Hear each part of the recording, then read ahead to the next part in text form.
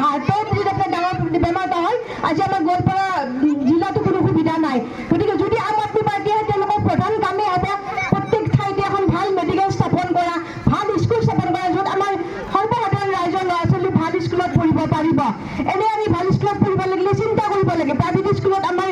হেৰি নাই মানে সকলোৱে পঢ়াব নোৱাৰে কিন্তু আম আদমি এনেকুৱা এটা দল যিয়ে মানে আমাৰ সাধাৰণ ৰাইজৰ দল সাধাৰণ মানুহৰ কথাখিনি ভাবি মানে আৰু মহিলাৰ কাৰণে আম আদমি দলে যথেষ্ট সুবিধা ৰাখিছে মহিলাৰ বাছ ডেইলিত মহিলাৰ বাছ ভৰা ফ্ৰী কোনো ধৰণৰ বাছ ভৰা নালাগে তাৰপিছতে বিদ্যুৎটো বহুত ফ্ৰী আপোনালোকে জানে এতিয়া আমি মাচুল দিব নোৱাৰা অৱস্থা হৈছোঁ ইমান বেছি স্মাৰ্ট মিটাৰ হৈ পেলাই আমাৰ ইমান বেছি বিদ্যুৎ বিল আহে যে আমি মাচুল দিব নোৱাৰা অৱস্থা হৈছোঁ গতিকে আপোনালোকে মই যুৱশক্তিকো কৈছোঁ যুৱশক্তিয়ে কৰিব নোৱাৰা কাম একো নাই বা নাৰী শক্তি পৃথিৱীৰ যিটো এটা আচল শক্তি আছে নাৰী